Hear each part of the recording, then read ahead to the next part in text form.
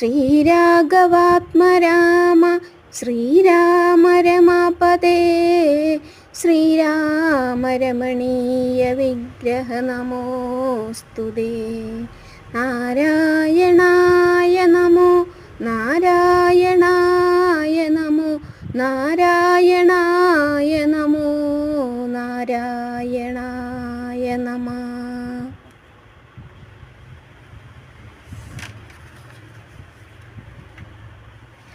കുറച്ച് ദശപുഷ്പങ്ങളുടെ പേര് കൂടി പറയാം.